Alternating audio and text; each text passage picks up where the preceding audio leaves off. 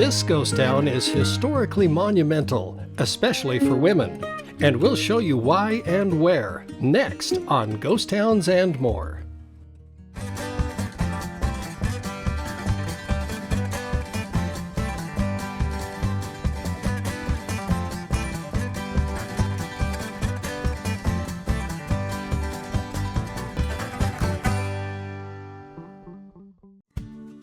For centuries, people around the globe saw the discovery of gold or precious ores as their chance to escape the mundane existence of their lives into a life of prosperity and freedom. During the mid-1800s, early explorers and later scores of pioneers and immigrants traversed the area known today as South Pass, Wyoming, the place with the fewest obstructions for crossing the Continental Divide. Without this crossing point, the establishment of the United States as we know it today would have been vastly different in the West. While militiamen were sent to guard telegraph lines in this area, some of them tried their hand at gold panning on the Sweetwater River just a few miles to the north. This inhospitable landscape was one of the least populated areas in the nation for some of the most obvious reasons: the fierce weather and relentless winds. It was also home to a number of highly defensive tribes of Native Americans. Some of these venturing gold panners discovered traces of gold in the river, which signaled the presence of gold from a distant source.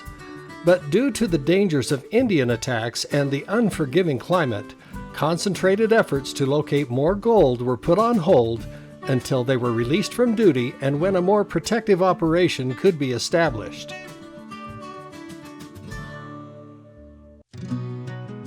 When U.S. troops arrived in 1866, prospecting miners had lookouts as they could rely on to venture further north in hopes of finding the source of gold.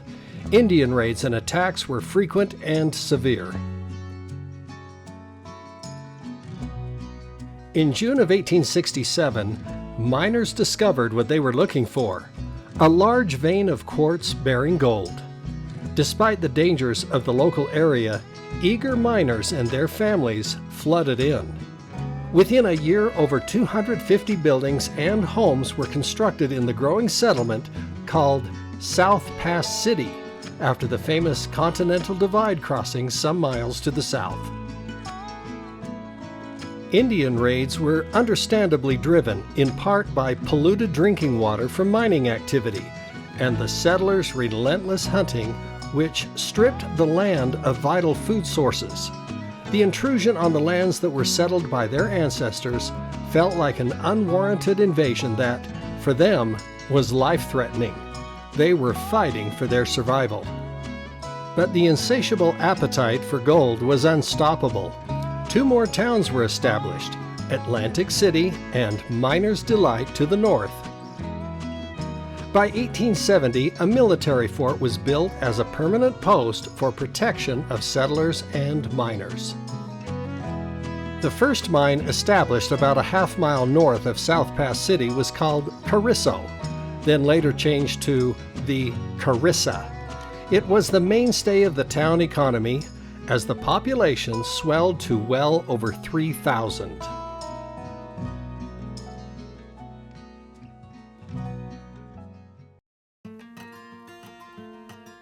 South Pass City was a thriving oasis in the midst of an untamed region, with its main street brimming with hotels, stores, restaurants, 2 newspapers, bowling alleys, doctor's offices, a school, and, as in nearly all boom towns, it was teeming with saloons. It also became the county seat and remained so until 1873. The boom years gave South Pass City considerable prominence, leaving its mark on American history. One of the local mine and saloon owners was William Bright, who served in Wyoming's first territorial legislature. Despite years of failed attempts in previous legislation around the country, Bright succeeded in getting a women's suffrage bill passed in December of 1869, with Wyoming becoming the first state in the country giving women the right to vote.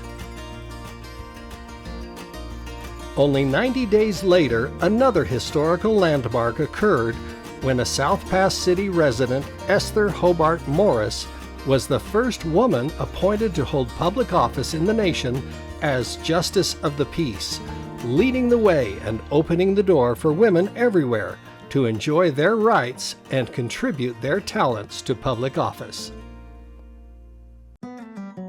Life was busy in the town of South Pass City, and families lived in hopes of ongoing prosperity. One young boy remembered his school days and his hot-tempered male teacher, who frequently used a willow switch to enforce good behavior. Determined to get even with the temperamental teacher, the boy secretly packed gunpowder in the man's smoking pipe. When the teacher struck a match, the pipe exploded in his face. Enraged, the teacher grabbed the familiar willow switch and lashed out at every student within reach, his fiery temper igniting faster than the blast.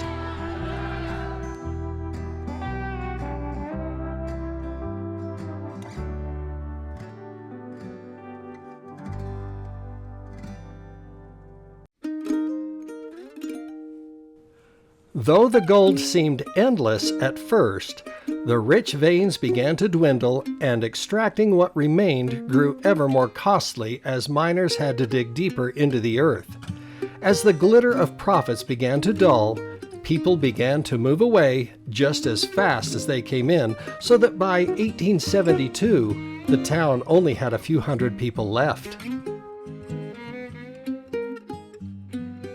Over the ensuing decades, ambitious investors and entrepreneurs tried their hand at reopening the mines, having a short run only to close them again.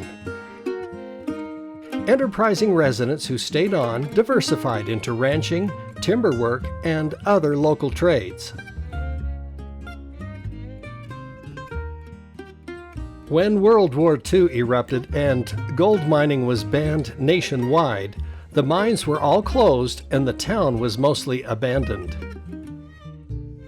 Then in 1966, the state of Wyoming decided to purchase the entire town site as a 75th birthday present for the citizens of the state.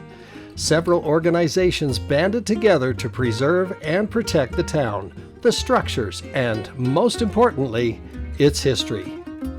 Over 23 buildings in the ghost town of South Pass City have been carefully restored and preserved, along with over 30,000 artifacts on display, mostly from the original town, for the public to see and enjoy. Today, the ghost town site of South Pass City is a favorite among history enthusiasts. All members of the family will enjoy touring the buildings on self-guided tours with volunteers on hand to answer questions and tell about the history of the town. The Carissa Mine and Mill is a massive mining structure situated just north of the town, where people can schedule tours at specific times. The South Pass Mining District is a great opportunity to visit and explore significant sites of history, including the neighboring ghost town of Miner's Delight and the semi-ghost town of Atlantic City. While visiting these sites, consider visiting other historical places such as Martin's Cove and learning all there is to know about the Oregon Trail and the significance of this area to our nation's history. The warm summer months are the perfect time to get out and visit these valuable historical treasures.